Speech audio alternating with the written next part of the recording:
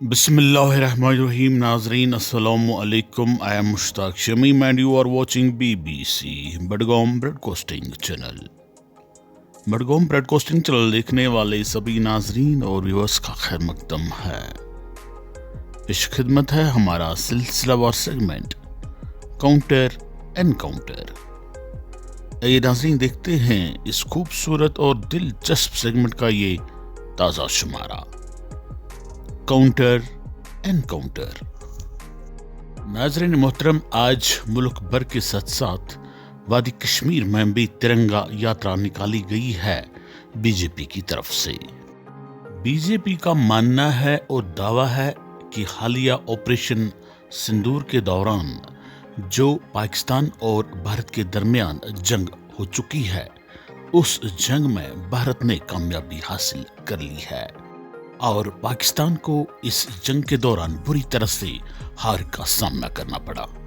इसी जीत की खुशी को सेलिब्रेट करने के लिए भारतीय जनता पार्टी ने देश भर में तिरंगा यात्रा आज निकाली और ये यात्रा श्रीनगर के लाल चौक इलाके में भी निकाली गई। इस तिरंगा यात्रा में वादी कश्मीर के मुख्तलिफ इलाकों से आए हुए सैकड़ों वर्करों और लीडरों ने शिरकत की। सबसे अहम और नुमायां चेहरे जो इस तिरंगा यात्रा के दौरान हमें देखने को मिले, वो चेहरे थे दरख्शा इंद्राबी साहिबा का और मोहम्मद अल्ताफ ठोकर अलमारूफ अल्ताफ ठाकुर साहब का। अल्ताफ ठाकुर साहब ने प्रेस नुमाइंदों से मुखातिब होते हुए ऑपरेशन सिंदूर की कामयाबी के हवाले से क्या कुछ कहा। आइए पहले सुनते हैं, फिर प्रोग्राम के उस पार उनके इस बयान पर मज़ीद चर्चा करने की कोशिश कर लेते हैं। आइए सुनते हैं।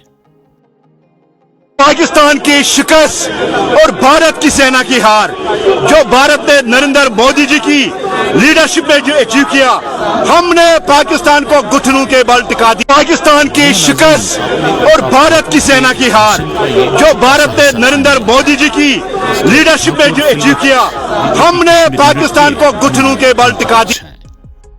मिस्टर अल्ताफ ठाकुर अपने जोशीले और पुरजोश भाषण में दर्जनों मीडिया रिपोर्टर्स और सैकड़ों पार्टी कारकुनान के सामने क्या कुछ बोल रहे थे, आपने सुन लिया होगा। बोल रहे थे पाकिस्तान की शिकस्त और भारतीय सेना की हार।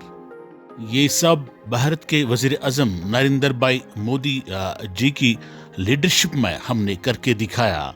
हमने पाकिस्तान को घुटनों के बल गिरा दिया।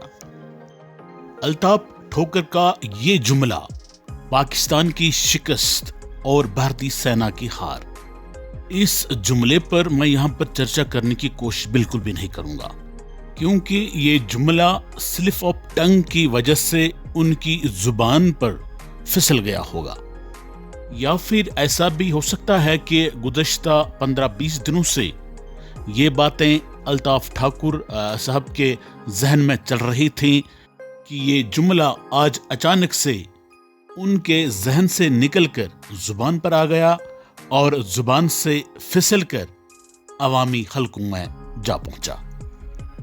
जहां तक स्लिप ऑफ टंग का सवाल है, ऐसा तो होता रहता है। जब भी कोई इंसान अपना तकरीर, अपना भाषण जज्बात की रौ में बहकर झाड़ देता है, तो स्लिप ऑफ टंग का होना एक लाजिम बात होती है। लेकिन यहां पर आज मैं स्लिप ऑफ टंग की बात नहीं करना चाहूंगा, बल्कि अल्ताफ ठाकुर साहब के एटीट्यूड और उनकी बॉडी लैंग्वेज पर बात करना चाहूंगा। अल्ताफ ठाकुर साहब के एटीट्यूड और बॉडी लैंग्वेज देखकर यह महसूस होता है कि ठाकुर साहब शायद आज खुद बॉर्डर पर जंग लड़कर और जंग जीतकर वापस आ चुके हैं। जहां तक जंग जीतने और जंग हारने का सवाल है, मैं यहां पर वसूख से कहना चाहूंगा कि आज की ये जो जंग है, जिस जंग को भारत सरकार ने ऑपरेशन सिंदूर के तहत चलाया है, इस जंग में न भारत की जीत हुई है न पाकिस्तान की जीत हुई है।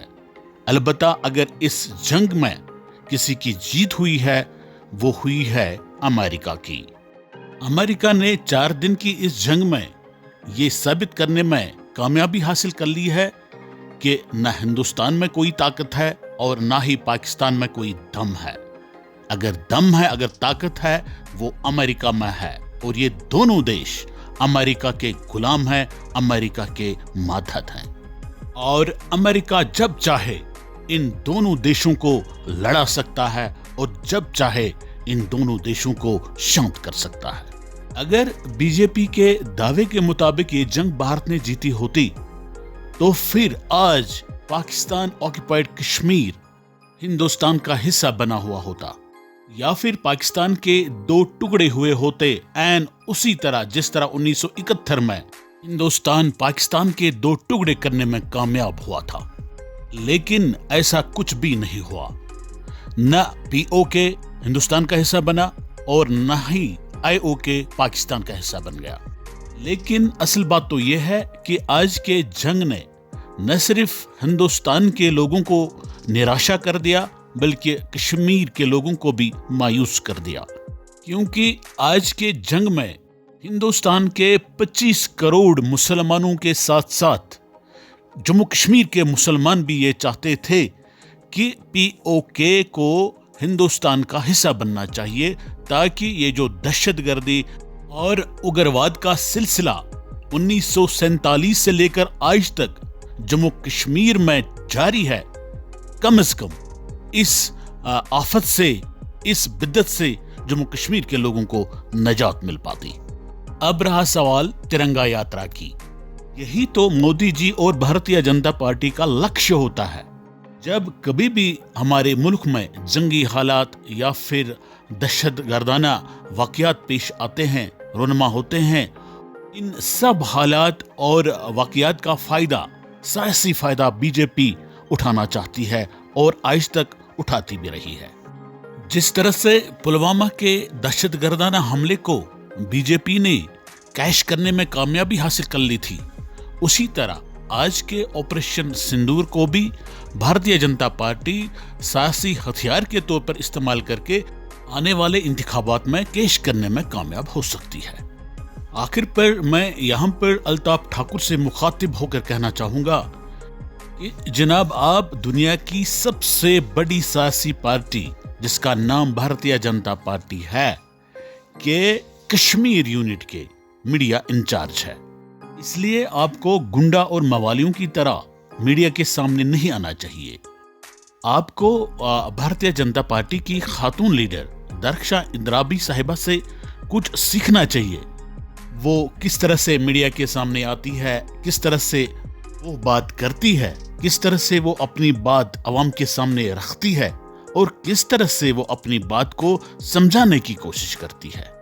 سیاسی فیلڈ میں ان چیزوں کی بڑی اہمیت ہوا کرتی ہے، اور سیاسی دنیا میں انہی چیزوں سے ایک پیدائشی سیاسی لیڈر، سیاسی ورکر اور ایک سڑک چھاپ سیاسی لیڈر ہو یا سیاسی ورکر ہو کے درمیان فرق واضح ہوتا ہے۔ ایک اور بات جو میری سمجھ میں بالکل بھی نہیں آ رہی ہے، وہ بات یہ کہ بی جے پی کا جو کشمیر یونٹ ہے، اس میں بہت ہی اچھے اور بہت ہی پرانے سینئر لیڈرز موجود ہیں، جن میں غلام محمد امیر آف کپواڑہ، وار صاحب، صوفی یوسف صاحب، ڈاکٹر علی صاحب، ڈاکٹر رفیع صاحب، ڈاکٹر ہنا شفیع صاحبہ اور اشرف آزاد صاحب شامل ہیں۔ ان جیسے بہت سارے سیاسی لیڈروں کو بی جے پی کے ساتھ جن کا تعلق ہے، ان کو الطاف ٹھاکر صاحب نے کس حیثیت سے، کس طاقت سے پچھاڑ دیا ہے؟ وہ آج کل میڈیا کے سامنے نظر کیوں نہیں آ رہے ہیں؟ خیر، یہ تو بی جے پی کا اندرونی معاملہ ہے، اور اندرونی معاملات میں مداخلت کرنا کسی کے لیے ٹھیک نہیں رہتا ہے۔ البتہ بی جے پی کے جو آرگنائزیشنل سیکرٹری کول صاحب ہیں، ان کو اس بارے میں ضرور سوچنا چاہیے۔ شکریہ ناظرین، بی بی سی کے ساتھ بنے رہنے کے لیے آپ کا بہت بہت شکریہ۔ Thanks for watching B B C.